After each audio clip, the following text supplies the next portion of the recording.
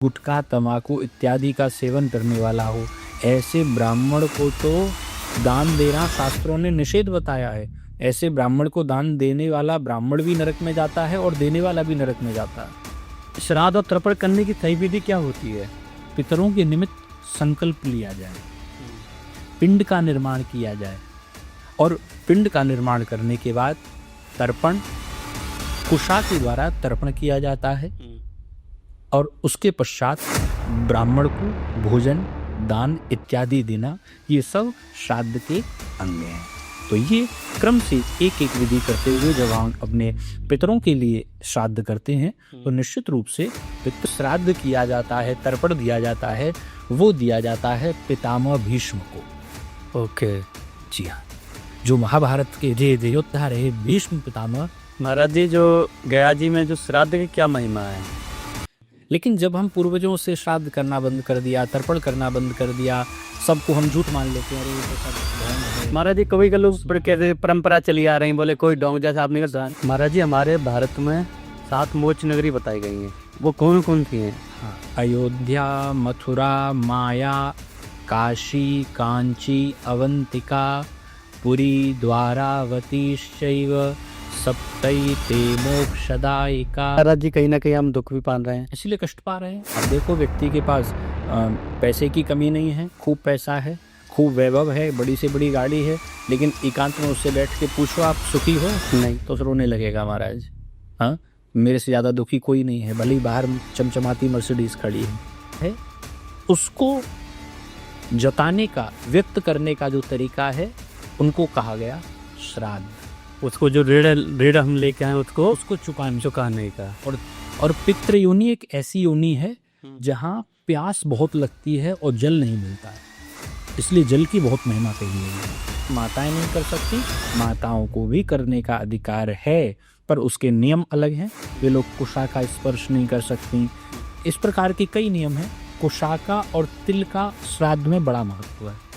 काले तिल और कुशा, इन दोनों को भगवान के अंग से उत्पन्न माना गया है, विष्णु के अंग से उत्पन्न माना गया है।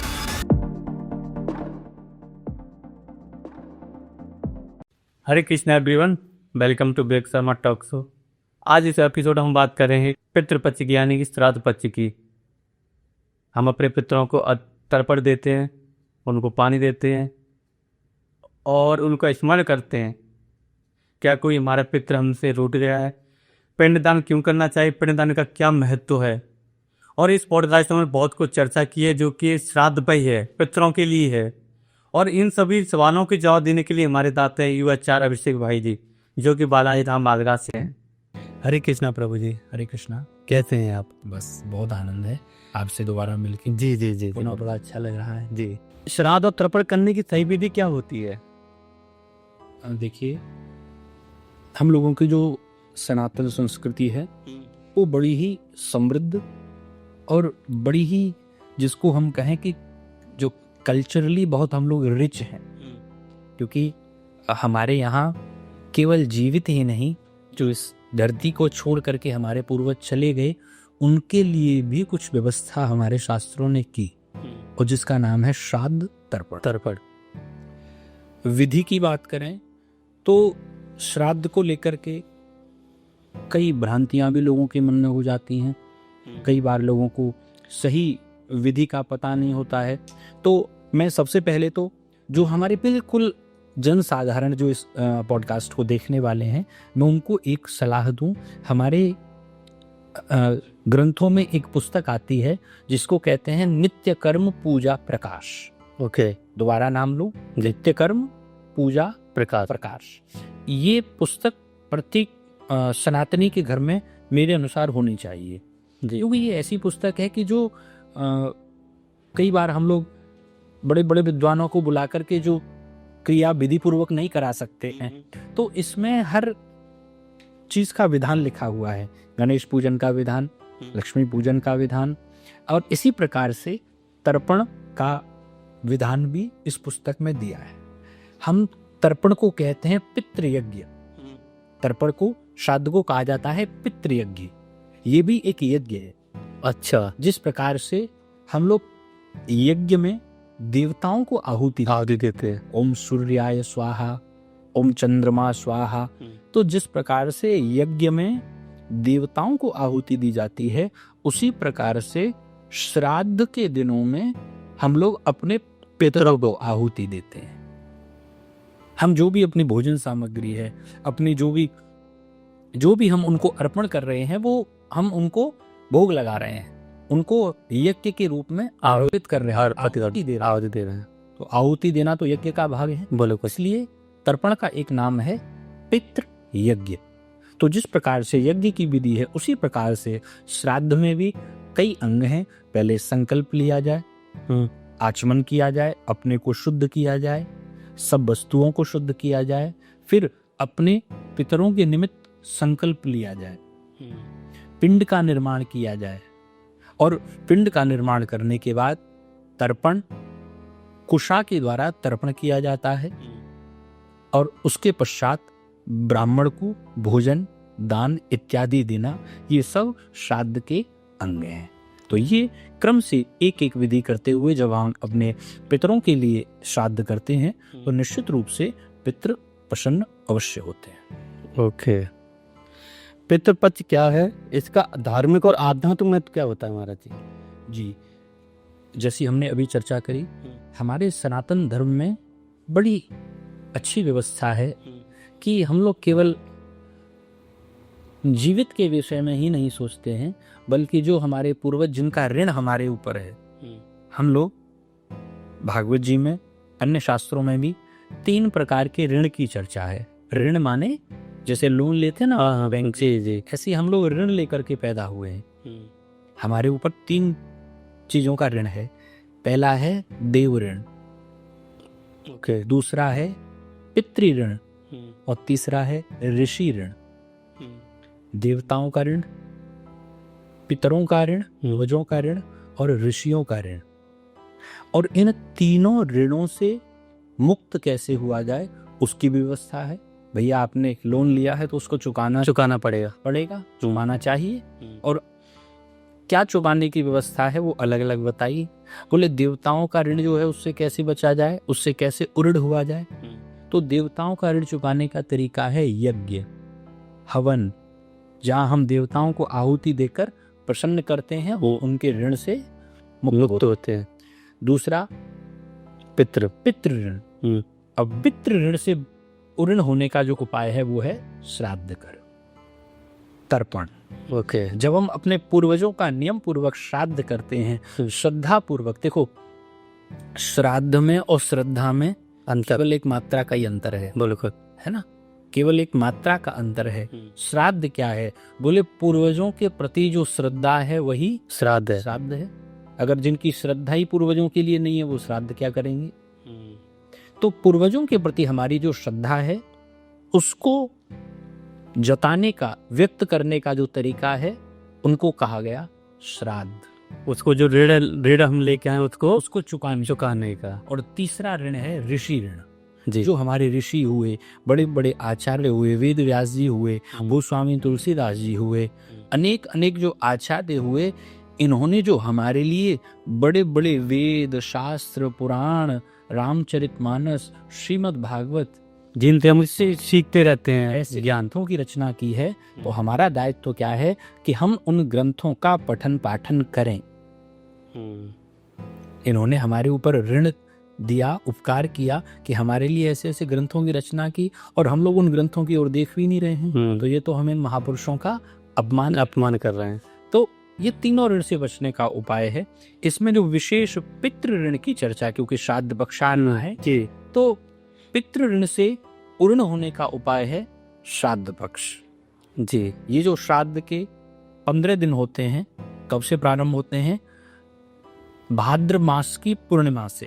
कल भाद्रपद मास का आखिरी दिन है, पूर्णिमा है, और भाद्र मास की पूर्णिमा से प्रारंभ होकर के और आश्विन मास की अमावस्या तक ये 15 दिन जो होते हैं, ऐसा कहा जाता है कि इन 15 दिनों में हमारे पूर्वज, देखो हर योनि के लिए अलग अलग जगहों की व्यवस्था है। जैसे मनुष्य रहते हैं इसको कहा जाता है मृत्यु लोक।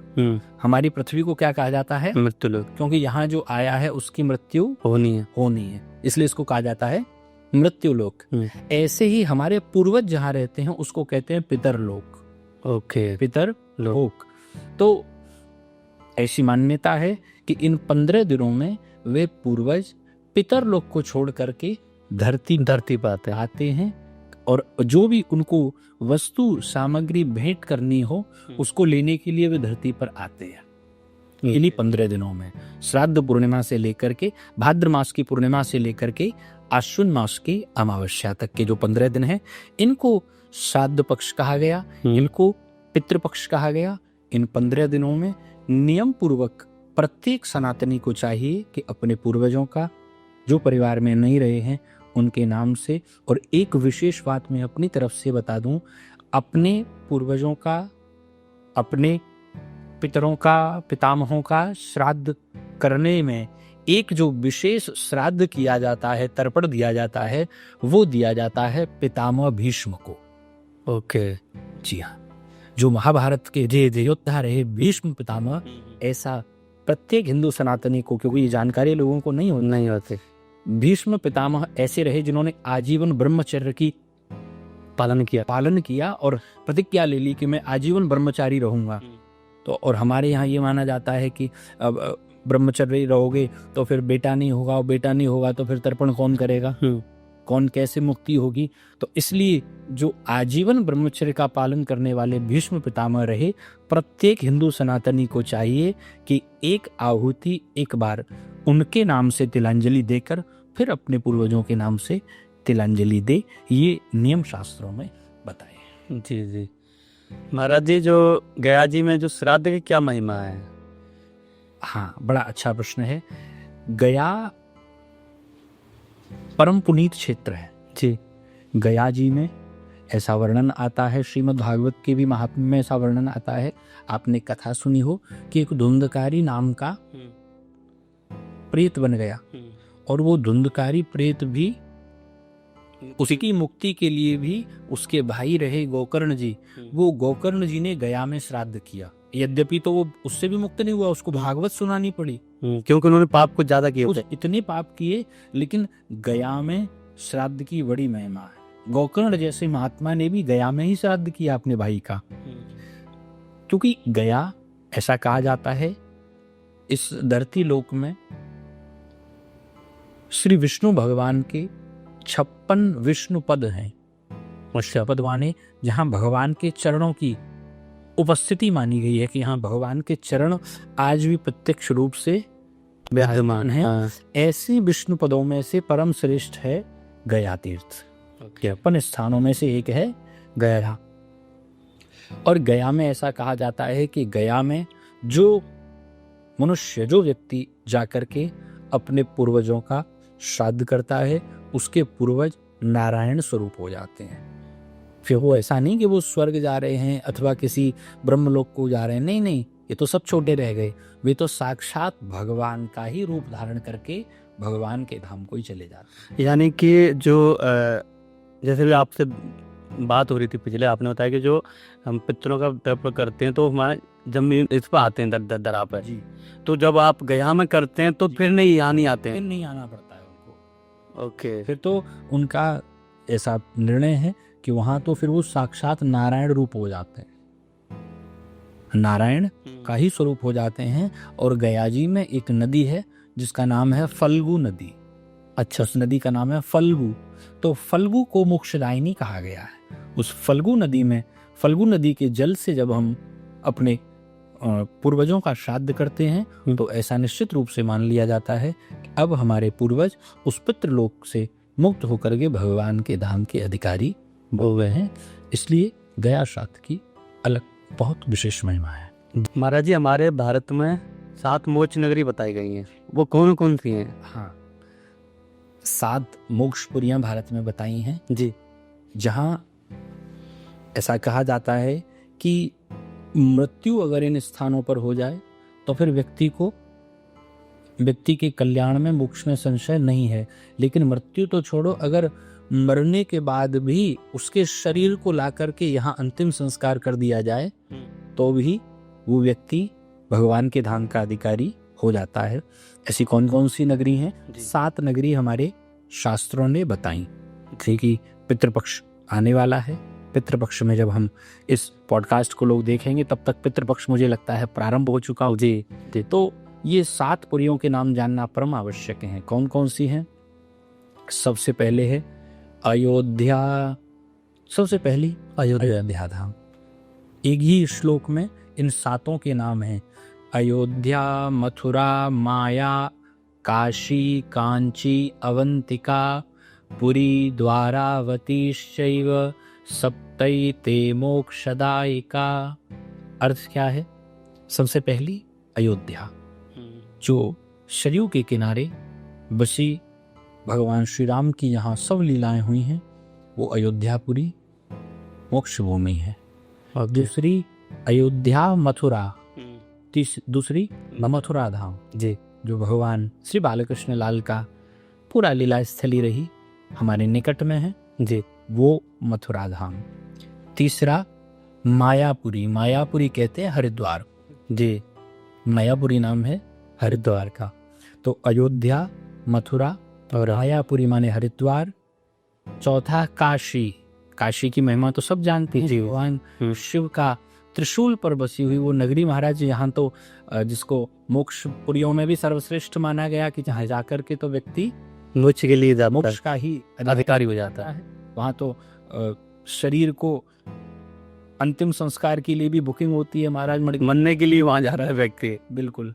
तो अयोध्या, मथुरा, हरिद्वार, काशी, कांची। कांचीपुरम जो दक्षिण भारत में हमारे कांचीपुरम करके स्थान है, अच्छा, वो कांचीपुरम भी मोक्ष लोच नगरियों में गिना जाता है। ओके। दक्षिण भारत में स्थान है, बड़ा प्रसिद्ध स्थल है। तो वो कांचीपुरी। और छठवां है अवंतिका। अवंतिकापुरी नाम है उज्जैन। उज्जैन नगरी जो महाकाल की नगरी, महाकाल की नगरी है, वो महाकाल की नगरी उज्जैन, ये 6वीं मोक्ष नगरी है। अयोध्या, मथुरा, हरिद्वार, काशी, कांचीपुरी और उज्जैन और 7वीं है पुरी द्वारावती। द्वारावती माने द्वारिका। द्वारिका भगवान का, द्वारिकाधीश का जो दिव्य द्वारिका धाम है गुजरात में समुद्र के तट पर, वो 7वीं मोक्ष नगरी मानी गई है। इन 7 नगरियों में अगर व्यक्ति शरीर छोड़े तो भी परम धाम का अधिकारी है। और तो और यहाँ तक लिखा है, इन स्थानों पर बैठकर अगर भगवान की कथा भी सुन ले।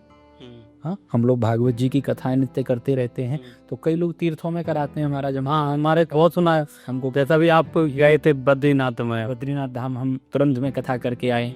तो क्यों? वो इसीलिए क्योंकि इन पुरियों में कथा सुनने का, किसी भी क्रिया का महत्व तो कई गुना बढ़ जाता है। आप घर बैठ कर के दान करो, आपको जितना फल मिलेगा उससे कई गुना फल आप किसी तीर्थ क्षेत्र में दान करिए, मिल जाएगा। आप घर बैठकर नाम जप करें, भगवान का मंत्र जपें, और उससे कई गुना फल मिलेगा अगर आप किसी पवित्र नदी के स्थान पर बैठकर, पवित्र नदी के किनारे बैठकर भगवान का मंत्र जाप करें। कई लोग हमारे आश्रम में आते हैं, यमुना जी के किनारे अपना स्नान है, तो सुबह सुबह आकर के अपना माला झोली लेकर के नाम जप करते हैं। क्यों? बोले महाराज यमुना जी के किनारे बैठे हैं तो घर से दूरी थोड़ा दूर आकर के कई गुना फल मिल रहा है तो क्यों न ले लिया जाए। तो इस प्रकार से इन 7 पुरियों की बड़ी महिमा शास्त्रों में आई है। हमारे पितृदोष के लिए क्या करना चाहिए जो पितृदोष हट जाए? पितृदोष है क्या, ये समझना जरूरी है। हम लोग बड़े भयाक्रांत रहते हैं, महाराज हमारी कुंडली में पितृदोष आ गया, पितृदोष आ गया। पितृदोष कुछ नहीं है। हमारे जीवन में जो कुछ संकट दैव योग से आने वाले होते हैं, है ना, कई बार मानस में चर्चा आई है, दैहिक, दैविक, भौतिक तापा। हमारे जीवन में कई प्रकार के ताप आते हैं, कष्ट आते हैं, जिसमें से कुछ दैहिक ताप हैं, कुछ दैविक ताप हैं। अब आप ऐसे समझ, इसमें क्या अंतर है महाराज जी? अब आप ऐसे समझिए, वही मैं बता रहा हूँ। दैहिक ताप क्या है? बोले हमारे शरीर में जो रोग आदि व्याधि उत्पन्न हो जाती है वो दैहिक ताप है। ओके। हाँ, अच्छे खासे ठीक थे महाराज, लेकिन अब मीठा खाना बंद हो गया, क्यों? बोले शुगर लग गई। तो ये हमारे शरीर में जो रोग आदि व्याधि उत्पन्न होती है ये है दैहिक ताप। दैहिक माने बॉडी, देह माने बॉडी। दूसरा है दैविक ताप। दैविक माने देवताओं से जो दिया जाता है। जैसे बढ़िया फसल तैयार थी, काटने के लिए 2 दिन बाकी थे, तब तक ऐसी बारिश हो गई कि पूरी फसल खड़ी खड़ी बर्बाद हो गई। अब इसमें किसको दोष दोगे महाराज? किसका दोष है? देवताओं। इंद्र ने वर्षा कर दी, अब उसको दोष दिया जाए? तो ये दैविक ताप है। और तीसरा है भौतिक। संसार के भूत प्राणियों से किसी से कष्ट मिल रहा है, परिवार में, संसार में। सड़क पर चल रहे थे अच्छे खासे, तब तक कोई कुत्ता ही पैर में आके काट गया। अब ये कष्ट जो मिला ये संसार के भूत प्राणियों से मिला, बहुत सही। इसलिए इसका नाम है भौतिक ताप। तो जो दैविक ताप इनमें से जो है, समझें थोड़ा सा, देवताओं के द्वारा जो हमारे जीवन में कुछ कष्ट आने वाले होते हैं कई बार हमारे ही कर्मों के फलस्वरूप, तो हमारे जो पूर्वज हैं, हमारे जो पितृ हैं, वो पूर्वज देवताओं से जाकर के प्रार्थना करते हैं कि हमको मिलने वाले जो कष्ट हैं वो कुछ कम कर दो, कम हो जाए। अरे ये हमारे कुल में पैदा हुआ है, आप इसको ऐसा कष्ट मत दीजिए। होता क्या है, जब हम श्राद्ध करते हैं, तर्पण करते हैं, पूर्वजों के प्रति भाव रखते हैं, तो वे पूर्वज देवताओं से हमारी सिफारिश करते रहते हैं कि आप इस पर बहुत अधिक कष्ट मत दीजिएगा। लेकिन जब हम पूर्वजों के प्रति श्रद्धा भाव नहीं रखते हैं, श्राद्ध तर्पण करते हैं ना बंद कर देते हैं, तर्पण करना बंद कर देते हैं, पूर्वजों से मुख मोड़ लेते हैं, तो देवता भी धिक्कारते हैं पूर्वजों को। ए भैया देख, तू जिसके लिए इतनी सिफारिश कर रहा था ये तो तेरी तरफ देख नहीं रहा है। तो पूर्वजों को बड़ा कष्ट होता है। और फिर पूर्वज जो हमारी सिफारिश करते हैं, जो हमारा पक्ष लेते हैं, वो पक्ष लेना बंद कर देते हैं। और फिर देवताओं का जो कष्ट हमको मिलता है उसी को कहा जाता है पितृदोष। पितृदोष की इससे सरल व्याख्या दूसरी हो नहीं सकती। सबसे सरल शब्दों में जो भी इस पॉडकास्ट को देखेगा एक बार में समझ जाएगा पितृदोष क्या है। देवताओं से जो कष्ट हमको, देखो भाग्य में लिखा है कष्ट तो मिलना ही है, लेकिन ये जो श्राद्ध कर्म है, ये जितने हमारे कार्य हैं ये उसको थोड़ा कम कर देते हैं। लेकिन जब हम पूर्वजों से श्राद्ध करना बंद कर दिया, तर्पण करना बंद कर दिया, सबको हम झूठ मान लेते हैं, अरे ये तो सब ढोंग है। महाराज जी कभी लोग कैसे परंपरा चली आ रही, बोले कोई ढोंग जैसा आपने कहा नहीं है। ये जो शास्त्र में बातें लिखी हैं ये अन्यथा नहीं है। हम लोग जिन बातों को जानते नहीं हैं, जिन बातों में हमारा कुछ स्वार्थ नहीं है या जिनके लिए हमारे पास समय नहीं, हम उस सबको ढोंग कह देते हैं, उस सबको नकली कह देते हैं, लेकिन ऐसा नहीं है। इसलिए महाराज जी कहीं ना कहीं हम दुख भी पा रहे हैं, इसलिए कष्ट पा रहे हैं। अब देखो व्यक्ति के पास पैसे की कमी नहीं है, खूब पैसा है, खूब वैभव है, बड़ी से बड़ी गाड़ी है, लेकिन एकांत में उससे बैठ के पूछो आप सुखी हो, नहीं तो रोने लगेगा महाराज। हाँ, मेरे से ज्यादा दुखी कोई नहीं है, भले ही बाहर चमचमाती मर्सिडीज खड़ी है। तो इससे कष्ट का कारण क्या है? यही सब है, अश्रद्धा हो गई पूर्वजों में। तो इसी को पितृदोष कहा गया। तो महाराज इसके लिए कोई मंत्र जाप करना चाहिए? इसमें के जो कुछ उपाय हैं पितृदोष के निवारण के लिए, शास्त्रों ने कई उपाय बताए जी। जैसे आप श्राद्ध जब करें अपने पूर्वजों का, उस समय में एक तो श्राद्ध नियम पूर्वक करें, सबसे बड़ा तो यही उपाय है। दूसरा, कुछ जो सरल उपाय प्रत्येक व्यक्ति कर सकता है, श्राद्ध के दिनों में किसी सुरक्षित स्थान पर एक पीपल का पेड़ अवश्य लगाएं। पीपल के पेड़ में कहा जाता है पूर्वजों का वास रहता है, तो किसी ऐसी जगह पर अपने पूर्वजों का ध्यान करते हुए पीपल का पेड़ अवश्य लगाएं। एक तो ये उपाय। दूसरा, दक्षिण दिशा की ओर जल, काले तिल को जल में डाल करके हाथ में कुशा लेकर के, और दक्षिण दिशा की, क्योंकि दक्षिण दिशा को पितरों की लिखा हुआ है। अरे पितर कहाँ निवास करते हैं? दक्षिण दिशा, साउथ में। तो दक्षिण दिशा की ओर मुख करके उस जल को कुशा के ऊपर छोड़िए। और तीसरी बात, सरसों के तेल का दीपक दक्षिण दिशा की ओर मुख करके जरूर जलाओ। वो पितरों के लिए है। ये पितृदोष को निवारण करने के कुछ उपाय हैं।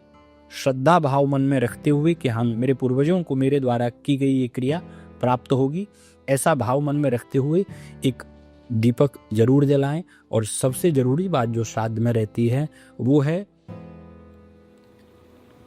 कौवे के लिए, चींटी के लिए, कुत्ते के लिए और गाय के लिए, इन 4 के लिए जो भी इन 15 दिनों में आप भोजन सामग्री आहार बनाएं, 4 का भाग जरूर निकालें। किस किस का? कौवे का, चींटी का, कुत्ते का, गाय का। इन 4 के लिए रोटी बनाएं तो रोटी का टुकड़ा, आटा हो तो आटे की लोई बनाकर 4 के लिए जरूर निकालें। इन 4 को जो भी आप अर्पण करते हैं वो किसी न किसी रूप में पूर्वजों को प्राप्त हो जाता है। तो ये पितृदोष से बचने के कुछ जो हमारे शास्त्रों में उपाय बताए। महाराज जी, पितरों के नाम पर जो हम भोजन कराते हैं और करते हैं तो वो कब करनी चाहिए? ऐसा भी कुछ विधान है? नहीं, मूल रूप से तो इन 15 दिनों को ही विशेष माना गया। जो पितृपक्ष के 15 दिन कहलाते हैं, इनमें किसी अच्छे विद्वान, नियम का पालन करने वाले, संध्या पालन करने वाले ब्राह्मण को बुला करके और उसको भोजन कराएं, ऐसा नियम बताया है। ब्राह्मण भी कैसा हो इसके भी कई नियम हैं। जी महाराज जी। मद्यपान करने वाला, मदिरा पीने वाला नहीं होना चाहिए। ऐसा जरूरी नहीं कि अब ब्राह्मण है तो भाई मदिरा नहीं पी रहे होंगे। हाँ। आजकल तो मांसाहार आदि सब है, तो मांस भक्षण करने वाला हो, मदिरा पीने वाला हो, गुटखा तंबाकू इत्यादि का सेवन करने वाला हो, ऐसे ब्राह्मण को तो दान देना शास्त्रों ने निषेध बताया है। ऐसे ब्राह्मण को दान देने वाला ब्राह्मण भी नरक में जाता है और देने वाला भी नरक में जाता है। ऐसी शास्त्रों ने विधि बताई। तो कई लोग जो मन में ये शंका करते हैं कि अरे ये तो ब्राह्मणों ने अपने लिए बना लिया है कि हमको खूब दक्षिणा मिलेगी। नहीं, ब्राह्मणों को जरूर पूज्य माना गया, लेकिन उसके साथ ब्राह्मणों के लिए कुछ नियम भी बताए। कोई व्यक्ति अगर श्रेष्ठ माना जाता है तो उसके ऊपर उतनी ही जिम्मेदारी भी समाज में रहती है। तो ब्राह्मणों को भोजन, दान आदि, लेकिन विशुद्ध नियम पालन करने वाला, जनेऊ धारण करने वाला, शिखा धारण करने वाला, अच्छा विद्वान सदाचारी ब्राह्मण हो, संतोषी ब्राह्मण हो। ब्राह्मण का सबसे बड़ा गुण है संतुष्ट रहना। असंतोषी है तो फिर ब्राह्मण का गुण उसमें नहीं है।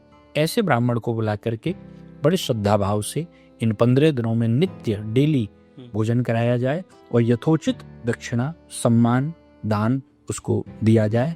इस के द्वारा आपके पूर्वजों को, आपके पितरों को भगवत धाम की प्राप्ति हो सकती है। जी महाराज जी, जो हमारे पूर्वज जो पितृ होते हैं, क्या जो कोई दोष होता है वो कितनी पीढ़ियों तक रहता है? ऐसा कुछ है क्या? ऐसा माना जाता है, कोई ऐसा नियम शास्त्रों ने नहीं बताया, लेकिन हाँ फिर भी 7 पीढ़ियां जो हैं उनके लिए ऐसा विधान किया गया है कि 7 पीढ़ियों के लिए हमको श्राद्ध करना चाहिए। 7 पीढ़ियों के लिए तो कम से कम हमको तर्पण करना चाहिए। और जो दोष का भी निवारण है वो 7 पीढ़ियों तक रहता गया है कि हमारे पिता, दादाजी, परदादाजी, इस प्रकार से हमारी, बल्कि ऐसा भी कहीं कहीं विधान है कि मातृपक्ष की भी 7 पीढ़ियां, अगर मातृपक्ष में कोई बेटा नहीं है, पुत्र नहीं है, तो उनका भी तर्पण पुत्री के द्वारा किया जा सकता है। तो वहां भी ये विधान है। तो इस प्रकार से 7 पीढ़ियों की चर्चा शास्त्रों में है कि 7 पीढ़ियों तक जो पितृदोष का निवारण है उसके लिए हमको ये करना चाहिए। बाकी हम तो ये कहेंगे कि आप इस चक्र में न पढ़ें कि कितनी पीढ़ियां हैं।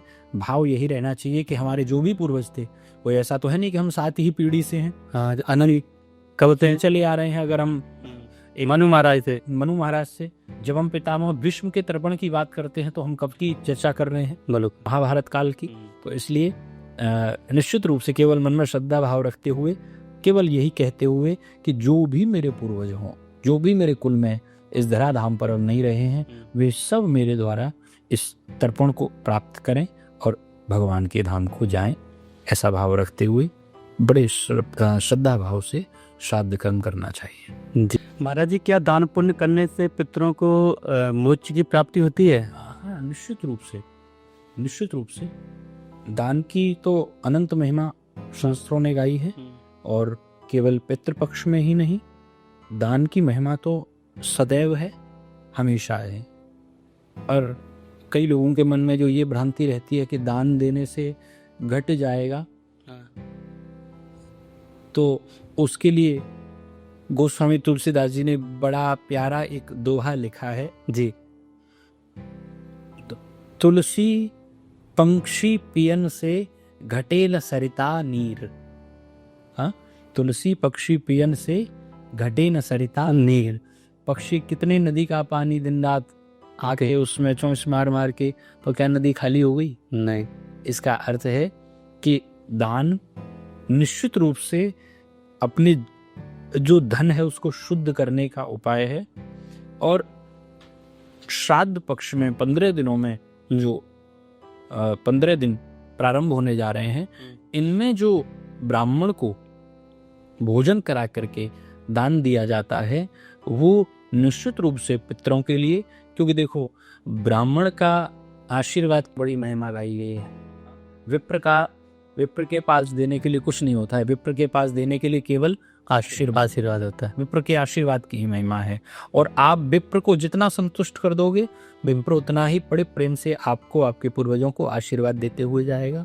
तो इसलिए धन धान्य आदि से ब्राह्मणों को अलंकृत करते हुए और बड़े श्रद्धा भाव से, ऐसा नहीं कि हम उनके ऊपर, कई लोगों के मन में विवेक जी ये भावना आ जाती है कि हम इन पर बड़ा एहसान कर रहे हैं, कि ये पंडित जी अगर हम नहीं होते तो ये पंडित जी को कौन दान दक्षिणा देता है, इनका कैसे? अरे भैया, आप नहीं एहसान कर रहे, बल्कि जो विप्र आपके घर भोजन करने आ गया उसने एहसान कर दिया। बिल्कुल, क्योंकि महाराज जी बताते हैं कि जब कोई हम किसी को भोजन करा रहे हैं, बिल्कुल, या किसी को कुछ दान दे रहे हैं, तो हम उसको भोजन नहीं कर रहे हैं, वो हमारे पापों को खा रहे हैं। अगर आपने ये भाव मन में ले आए कि हमने इस पर एहसान किया, तो आपका जो किया गया दान है, सब पुण्य है, सब व्यर्थ हो जाएगा, उसका कोई महत्व नहीं रह जाएगा।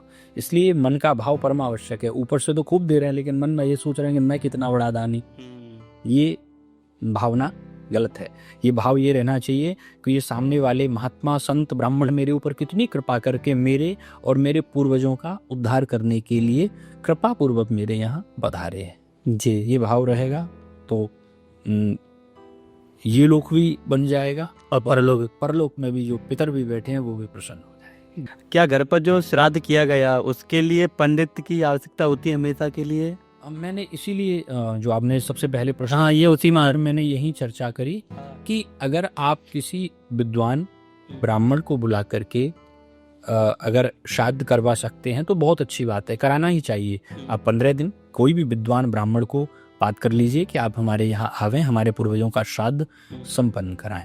लेकिन अगर ऐसा नहीं हो पाता है तो कोई भी ऐसी पुस्तक, जैसा मैंने नाम लिया नित्य कर्म आदि, तो नित्य कर्म पूजा प्रकाश अथवा कोई ऐसी पुस्तक आप लेकर आएं जिसमें सरल शब्दों में पूरी विधि लिखी हो, और फिर उस विधि के द्वारा आप स्वयं भी घर पर श्राद्ध कर सकते हैं। कई चीज़ों का ध्यान रखना पड़ता है, जैसे हम जब जल ग्रहण करते हैं, हमारे हाथ पर से कई बार हम जल ग्रहण करते हैं, कई बार आचमन करते हैं, कई बार भगवान का जल प्रसाद हम ग्रहण करते हैं मंदिर से लेके पे। तो अब इसकी भी बड़ी चर्चा है कि वो जल कहाँ से ग्रहण करना चाहिए।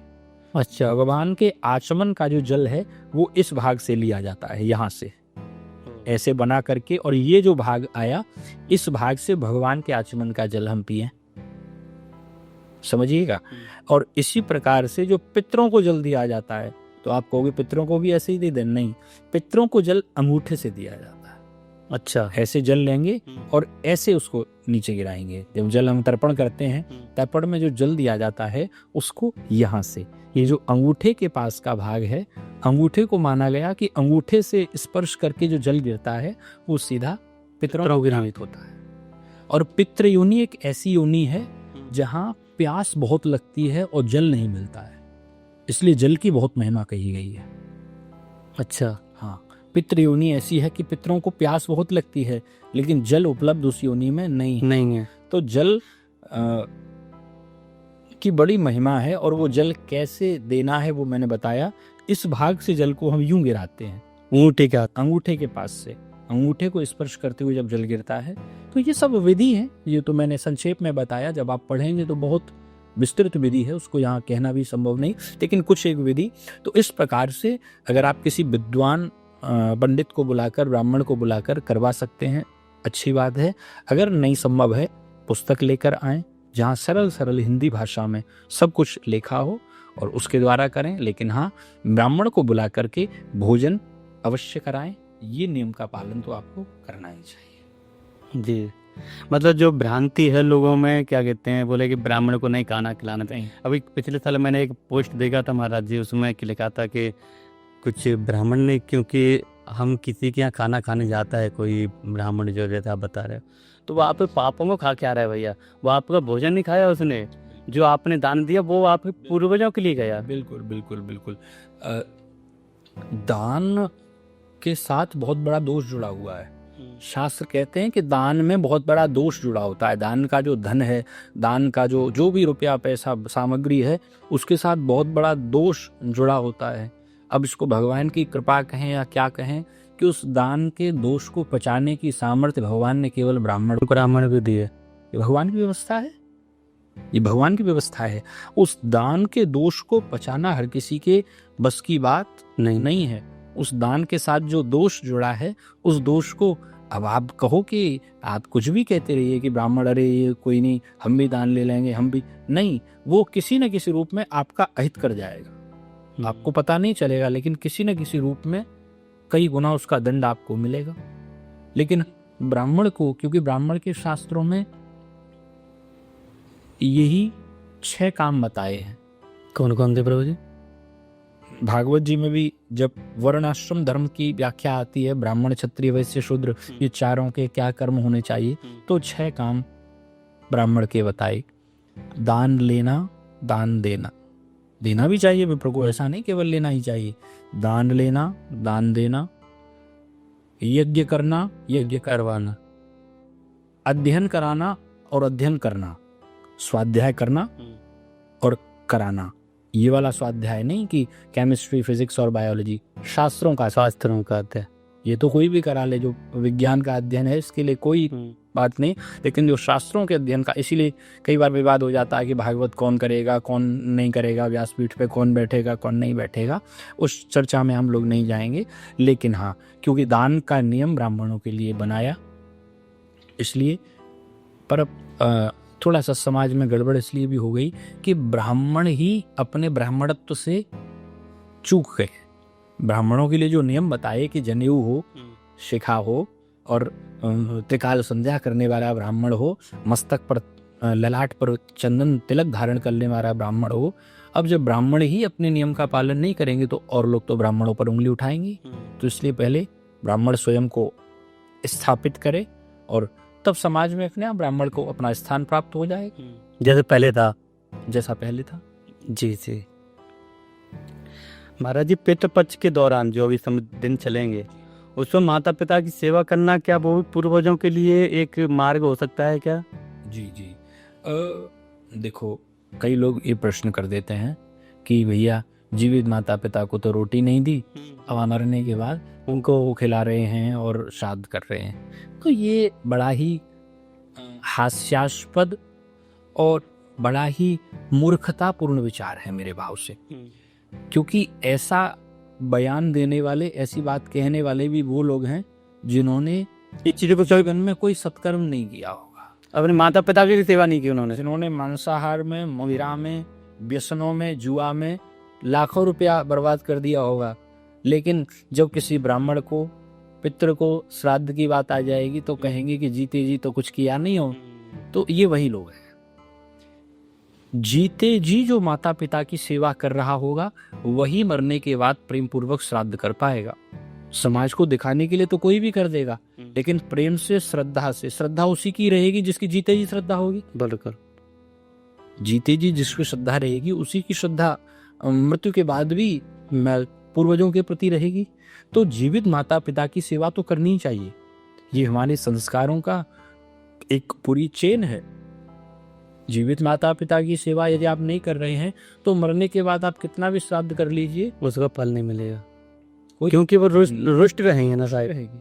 क्योंकि आपके जो धरती पर माता पिता हैं वे अगर कष्ट पा रहे हैं तो उनके जो माता पिता जो नहीं रहे, दादा परदादा, वे कैसे प्रसन्न हो सकते हैं? उनकी संतान को आप कष्ट दे रहे हो। बिल्कुल। आपके जो माता पिता है वो उनकी संतान है, बिल्कुल। तो उनकी संतान को आप कष्ट दे रहे हो, फिर आप सोच रहे हो कि वो आपसे प्रसन्न हो जाएंगे, ये संभव नहीं है। इसलिए जीवित अवस्था में तो हमें सेवा करनी ही करनी है, इसमें तो कोई होना ही नहीं चाहिए दोहरा, इसको लेकर तो प्रश्न ही मन में नहीं आना चाहिए। लेकिन ऐसा न हो कि जीते जी करें और मरने के बाद फिर भूल जाए, तो ये भी ठीक नहीं है। नहीं। इसलिए दोनों होनी चाहिए, जीवित अवस्था में भी सेवा करनी है और उसका प्रभाव ये होगा कि अगर जीते जी आप सेवा करते रहोगे, ये हर चीज आदत बनती है ना, सेवा भी एक आदत है, तो सेवा की आदत अगर जीते जी होगी तभी वो आदत जाने के बाद भी बनी रहेगी। जीते जी आदत नहीं लगेगी तो जाने के बाद भी कोई लाभ होने वाला नहीं है। इसलिए माता पिता की सेवा जीवित अवस्था में तो करनी चाहिए। जी महाराज जी, मेरा लास्ट क्वेश्चन आपसे मेरा कि जैसे पितरों का जो दर्पण करते हैं जी, उसके लिए बताते हैं कि जैसे माता पिता थे, पिताजी थे, तो उनके 4 बेटे थे या 3 थे, तो बड़ा करेगा, अगर वो ना रहे तो छोटा भी करता है, तो जो बीच वाला भी कर सकता है क्या? कोई भी कर सकता है महाराज जी? बीच वाला भी कर सकता है, क्योंकि पिताजी तो उसके भी थे। बिल्कुल बिल्कुल, बीच वाला भी कर सकता है। बीच वाले को ऐसा शास्त्रों में वर्णन है कि अंतिम संस्कार का भी नियम बीच वाले के लिए नहीं था। बड़ा पुत्र ही अंतिम संस्कार करेगा, नहीं तो फिर छोटा करेगा, बीच का नहीं करेगा। इस प्रकार के जो प्रश्न हैं इनको लेकर लोगों के मन में बड़ी भ्रांतियां हैं, लेकिन मैं एक उदाहरण से स्पष्ट कर दूं तो आए भी समझ जाएंगे। रामायण की आप उदाहरण ले लीजिए। जिस समय दशरथ जी का देहावसान हुआ, दशरथ जी का शरीर छूटा, उस समय बड़े भैया, बड़े पुत्र तो साथ में नहीं थे, श्री राम जी तो साथ में नहीं थे, बल्कि उस समय तो चारों में से कोई नहीं था। राम लक्ष्मण वन में थे और भरत शत्रुघ्न अपने ननिहाल में थे। और उसके बाद जब भरत शत्रुघ्न लौट करके आए हैं तो श्री वशिष्ठ जी ने जब महाराज के अंतिम संस्कार का आदेश दिया, तो अगर आप बड़े और छोटे का नियम लगाएंगे तो अंतिम संस्कार किसको करना चाहिए था? क्या कहते हैं, लक्ष्मण जी को? शत्रुघ्न जी। हाँ, शत्रुघ्न जी को। वो तो थे नहीं, क्योंकि लक्ष्मण जी तो राम जी के साथ चले गए और चारों भाइयों में सबसे छोटे कौन हैं? शत्रुघ्न जी। शत्रुघ्न जी। और सबसे बड़े हैं राम जी। लेकिन चलो राम जी वन में गए तो सबसे छोटे वाले करते, लेकिन नहीं, दशरथ जी का अंतिम संस्कार किसने किया? श्री भरत जी ने। और भरत जी बीच वाले। भरत जी तो न छोटे हैं न बड़े हैं, लक्ष्मण और भरत ये दोनों बीच के पुत्र हैं। तो इसलिए श्राद्ध आदि कर्म निश्चित रूप से अगर बड़ा पुत्र है परिवार में तो वो करे, छोटा पुत्र है तो वो करे, लेकिन अगर दोनों ही उस समय उपलब्ध नहीं है तो बीच वाले पुत्र को करने में कोई दोष नहीं है। प्रयास यही होना चाहिए कि बड़ा करे, लेकिन अगर नहीं उपलब्ध है तो बीच वाले को करना ही चाहिए। ऐसा नहीं हो कि बड़े नहीं थे इसलिए श्राद्ध हुआ ही नहीं। आप मेरी बात समझे हैं? हो कि बड़े नहीं थे तो श्राद्ध ही नहीं हुआ, नहीं, होना चाहिए बड़े के द्वारा। अगर नहीं है तो छोटे मजले को भी करने का अधिकार है। यहाँ तक कि कई लोग कहते हैं माताएं नहीं कर सकती, माताओं को भी करने का अधिकार है, पर उसके नियम अलग हैं। वे लोग कुशा का स्पर्श नहीं कर सकती। इस प्रकार के कई नियम हैं। कुशा का और तिल का श्राद्ध में बड़ा महत्व है। काले तिल और कुशा, इन दोनों को भगवान के अंग से उत्पन्न माना गया है, विष्णु के अंग से उत्पन्न माना गया है, तो इन दोनों के द्वारा किया जाए। लेकिन हाँ, माताएं करें तो इन दोनों का स्पर्श न करें, ऐसा शास्त्रों में नियम है। ओके महाराज, जैसा आपने बताया था कि जैसे गया जी में जो माता सीता ने भी उनका क्या कहते हैं पिंडदान किया था। पिंडदान का क्या महत्व होता है महाराज जी? पिंडदान, सबसे पहले तो समझो पिंड क्या है। पिंड कुछ नहीं है, आटे के पिंड बनाए जाते हैं, जिसमें जौ वगैरह डालना, गूंथ करके और उसमें जौ आदि डाल करके, और उसके जो गोले बना करके फिर जो पितरों के निमित्त बनाए जाते हैं उनको पिंड कहा जाता है। तो ऐसी महिमा आती है कि पिंड का जो अन्न है वो सार रूप में हमारे पूर्वजों को प्राप्त होता है। ओके, जैसे हर एक व्यक्ति का अपना आहार अलग अलग है। जैसे हम लोग मनुष्य हैं तो हमको आहार मिलता है अन्न के रूप में, हमको अन्न के रूप में प्रत्यक्ष गेहूं, चना, दाल, चावल हम लोग अन्न के रूप में आहार लेते हैं। इसी प्रकार से जो हमारे पितृ हैं वो सार रूप में, सार माने उसका सार तत्व लेते हैं। हमको जाता तो नहीं दिखता कि कोई आकर लेके गया, लेकिन उसका जो सार है या ये कहें उसकी जो गंध है, सुगंध जो है, सुगंध है, वो पितृ ग्रहण करते हैं।